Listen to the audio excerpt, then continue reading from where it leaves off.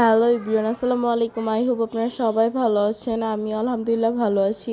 Welcome to my new vlogs জুয়েরিয়াস everyday episode.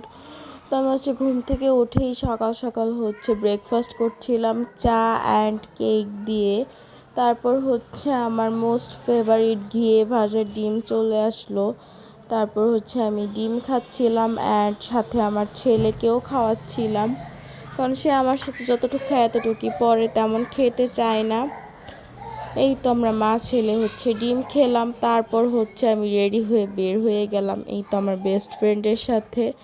তা আমরা ওই দিন টুকটাক শপিং করব এই নিয়তে বের হয়েছি। তো অনেক কিছুই মোটামুটি শপিং করলাম অ্যান্ড আরও শপিং বাকি আছে। তো ভাবলাম এর মাঝখানে লাঞ্চটা করে নিই। তো আমার ফ্রেন্ড তো হাল ছাড়ার পাত্রী, সে না, সে আবারও গেছে সুলতান ডাইনে থার্ড টাইমের মতো। বাট এখানে একটা পলিটিক্স আছে ওদের, কি এই যে এই বিফ চাপটা থাকে বাট ওরা না করে দেয় কাস্টমারদের, কারণ মানুষ তো আর ফেরত যায় না, তাদের কাচ্চিটাতে বেশি লাভ হয়, এটাতে বেশি লাভ হয় না, এই জন্য এটা তারা বেশি একটা সার্ভ করতে চায় না, আমি যা বুঝলাম। আর এই বিফ চাপের টেস্টটা আমাদের বাসার কোরবানির মাংস যেরকম হয় এরকম লাগছে, এটাতে আলাদা কোনো তেমন টেস্টই নাই। আমি অ্যাকচুয়ালি তেমন কোনো মজাই পাই নাই, বিফ চাপের টেস্ট আলাদা কিছুই না। মানুষ যেমনি এটাকে প্রমোট করতেছে এটা এত মজা হ্যান তেন, আমার কাছে ইউনিক কিছুই লাগে নাই। অ্যাভারেজ আমাদের বাসার নর্মাল মাংস যেরকম হয় ওরকমই, জাস্ট এখানে কাঁচামরিচের এক্সট্রা ফ্লেভারটা একটু বেশি আসতেছে। এই এটার টেস্ট। আর ওনাদের এটা একটা পলিটিক্স, এটাতে অফার দিয়ে ওনাদের কাচ্চিটাতে বেশি প্রমোট করাচ্ছে, এটাতে তো বেশি লাভ নেই, এটা অফারে বিক্রি করতেছে, তো কাচ্চিতে তো প্রচুর লাভ। এই এখানে ওদের কাহিনী, আমার কাছে এই জিনিসটা মনে হয়েছে। আর এটাতে লাইন ধরে যে খাওয়ার মতো তেমন কিছুই না, এর চেয়ে কাচ্চি অনেক ভালো। তো এখানে একটা এই আন্টিটার সাথে পরিচয় হয়েছে, আন্টিটা এত মিশুক, এত ভালো। আর আন্টি ঘুরতে খেতে অনেক পছন্দ করে। তো আন্টির সাথে অনেক গল্প করলাম। তো আন্টি আমাদের ফিরনি ট্রিট দিল। আর আন্টি নাকি আমাদের ভিডিও দেখে তার কাছে খুব ভালো লাগে, তো বলতেছে আমাদের সাথে নেক্সট টাইম থেকে ঘুরতে যাবে। এই আর ওই বিফ চাপের যে ফিরনিটা বেশি ভালো ছিল। যাই হোক, তারপর আমরা বাকি শপিং করার জন্য চলে আসলাম জমজমে ফার্স্টে। তো জমজমে আসার প্ল্যান ছিল না, হুট করেই চলে আসলাম। এসে আমরা কিছু বোরখা দেখছিলাম, কারণ জমজমের বোরখাগুলি বেস্ট, অনেক সুন্দর সুন্দর। যাই হোক, আর এখান থেকে আমরা কিছু ড্রেস নিলাম, আমার ফ্রেন্ড নিছে আর আমি নিছি। তারপর ড্রেস দেখতেছিলাম, এটা ভার্গোতে। তো এখানে ড্রেসগুলো মোটামুটি ভালোই সুন্দর ছিল।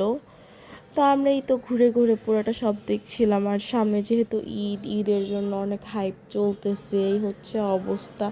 আর এখানে ড্রেসের সাথে জুতা, তারপরে অনেক কিছুই ছিল, পার্স ম্যাচিং করে নেওয়ার জন্য। আর ড্রেসগুলি অনেক সুন্দর সুন্দর ডিজাইন ছিল। তো আমার ফ্রেন্ড বলতেছে সে এখান থেকে ডিজাইন নিয়ে নিজে থেকে আরও সুন্দর করে মেক করে বানাবে কিছু ড্রেস। তো আমি তাকে বলতেছিলাম তাহলে আমাকেও দিস। এই অবস্থা আমাদের, ঘুরে আমরা আইডিয়া নিই, পরে আমরা নিজের মতো কাজ চালাই, এই আমাদের অবস্থা। তারপরেই তো আমরা বের হয়ে গেলাম শপিং টপিং করে। তো বাসায় আসার পর আমার হাজব্যান্ড বলতেছিল সে দাঁত ফেলতে যাবে, আর সে কিছু না খেয়েই বাসা থেকে বের হয়ে গেছে, তার অনেক ক্ষুধা লাগছে। তো আমি জিজ্ঞেস করলাম পিঠা খাবে নাকি, আমাদের বাসায় পিঠা বানানো হয়েছে। তো সে বলতেছে খাবে, তো তার জন্য ভর্তা আর পিঠা নিয়ে গেলাম তার শপে। তারপর তারা সবাই মিলে খেলো এবং অনেক প্রশংসা করলো, পিঠা নাকি খুবই মজা। তো তারপর আর আমি এই গরমে জ্যাম ঠেলে তার শপে আসা যাওয়া করে অনেক সিক হয়ে গেছি, প্রেশার লো হয়ে গেছে। যাই হোক, সে যেহেতু ট্রিটমেন্ট করতে যাবে তো তাকে খাওয়াই দিয়ে গেলাম। আর এখানে আমার ছেলেকে বল এনে দেওয়া হয়েছে, বাট সে বল খেতে চাচ্ছে না, পরে তার বাবা তাকে খাওয়াই দিছে। যাই হোক, আমার জন্য ফুচকা নিয়ে এসেছে, তো আমি ফুচকা খেতে চাইনি, বাট ওরা জোর করে আমাকে দিল, তো কি আর করার। সো আমি ফুচকাগুলি খেলাম, খাওয়ার একদমই ইচ্ছা ছিল না, কারণ শরীর ভালো না থাকলে কোনো কিছুই ভালো লাগে না। এই হচ্ছে অবস্থা। যাই হোক, ফুচকা খাওয়ার পরে সামনে হচ্ছে একটা শুয়ের মানে শপ ছিল। আমার ছেলে দেখে পাগল বানায় ফেলতেছে, তার শু লাগবে, মানে জুতা লাগবে। তো আমরা গেলাম, আমাদের কেনার কোনো নিয়তি ছিল না, আমরা হচ্ছে এমনি জাস্ট দেখতে গেলাম। বাট আমার ছেলে পছন্দ করে বসে আছে, সে তার জুতা নিবে। আর তার হচ্ছে জুতার প্রতি একটা উইকনেস আছে, জুতা দেখলেই তার মাথা নষ্ট হয়ে যায়। মেয়েদের যেমন জামা দেখলে পাগল হয়ে যায়, কসমেটিক দেখলে পাগল হয়ে যায়, আমার ছেলে এরকম অন্য কোনো কিছুর প্রতি নেশা নাই, বাট জুতা দেখলে তার মাথা নষ্ট হয়ে যায়। তার নতুন জুতা লাগবেই, আর পুরান সব জুতা সে বাসায় এসে ফালাই দেয়। এই মানে অভ্যাসটা তার 1 বছর বয়স থেকে আমি দেখতেছি, সে জুতা দেখলে একদম শেষ। তো যাই হোক, আমরা হচ্ছে জুতা দেখতেছিলাম একের পর এক। তো এই জুতাটা ভালো লাগছে। তারপর আরেকটা ছিল হোয়াইট জুতা, মানে ওইটাতে হচ্ছে লাইট ধরে। তো এই যে এখন যেটা পরাবে এটাও ভালো লাগছে। তো আমরা কনফিউজডে ছিলাম কোন জুতাটা নিব। তো এখানে হচ্ছে ট্রায়াল দিচ্ছিলাম আমরা জুতা। আর হচ্ছে বাসায় তার অলরেডি 2-3 সেট নতুন জুতা পরে আছে, তারপরেও তার জুতা নিতেই হবে।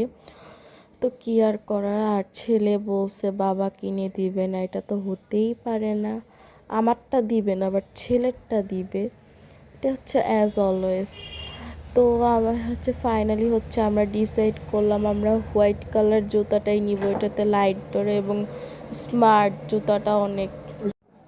তারপরে তো এই জুতাটা ফাইনালি নিয়ে নিলাম, তার 2 পায়ে পরিয়ে দেখতেছে ট্রায়াল দিয়ে কেমন হয়।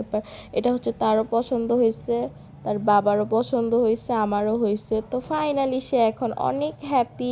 তো মানুষের সামনে একটু লজ্জা পাচ্ছে, এই জন্য একটু ভাব ধরতেছে, একদম লজ্জায় শেষ, মুখই দেখাবে না এরকম একটা ভাব।